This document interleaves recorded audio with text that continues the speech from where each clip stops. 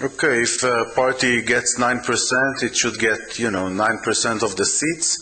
At the end of the day, some party wins a little more, some parties wins a little less, but proportionality is very high in Israel. Actually, each party that wins more than 2% of the votes get representation in the Israeli Knesset. We usually have more than 10 parties in the Knesset, various parties that represent all parts of society, Jews and Arabs,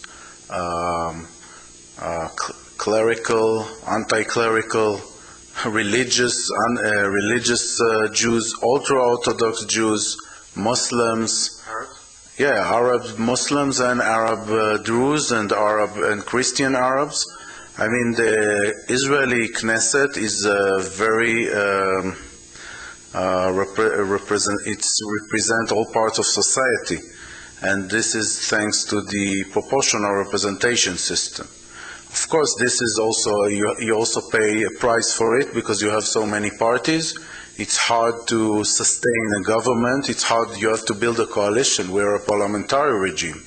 In order to have a government, you need a majority within the Knesset. So you have to take several parties and to build what we call a coalition. The coalition must include more than 60 members of the Knesset, so it will have a majority. It will be able to rule, and it's quite hard. Some people say that we should be maybe less representative and try to adopt a less proportional system, so we will have more stable governments.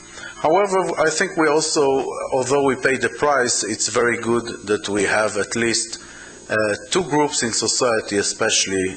It's very important that they are represented in the Knesset. One is the Israeli Arabs. Most of the Muslims, they are a minority, and thanks to the system, they are represented within the Knesset. They have their own voice. Sometimes their voice may make some of the Jewish majority even mad because they are not Zionist. Some of them are anti-Zionist. What does that mean, anti-Zionist? It means that they are not happy with the fact that this is a Jewish state or a state with a Jewish majority. But I find it good that they can even make these claims within the Israeli Knesset, that they are allowed to have their to criticize Israel within the Knesset. Some people are mad at it, but I think that that's what democracy is about, and it's good that they sit in the Knesset and they criticize the state, and sometimes they make me mad, but it's better like this. The second group is also a group, a minority, the ultra-Orthodox Jews. They also have their own agenda. They're very religious. I don't see eye to eye with them, for example, the way that they see that women, they don't have women in their parties, and so I don't see the world as they do. But once again, it's important that they are in the system, that they play the democratic game, because the other options are even worse. What do you mean the other option?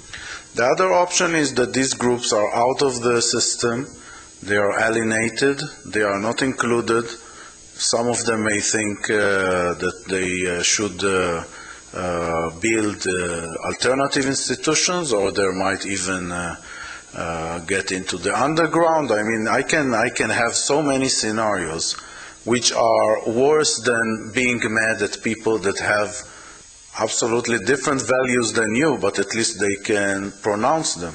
But are you suggesting then that the Arab representatives within the parliament, the Knesset, may actually be working for the overthrow of the Jewish state?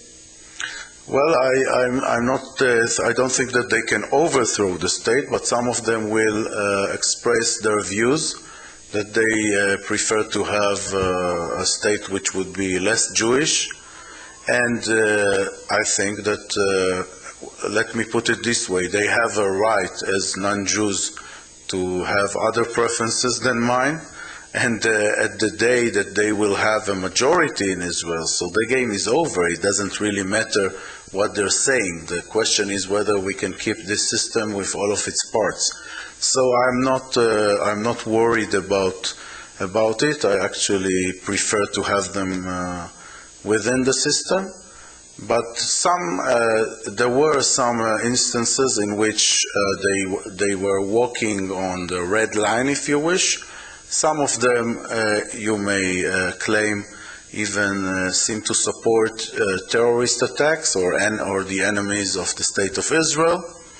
But my opinion, and this is the opinion of the Israeli Supreme Court, luckily in my opinion, is that we should tolerate these things. The Israeli Supreme Court is very, very liberal in terms of allowing political parties to participate even if they're against the Jewish or democratic nature of the state.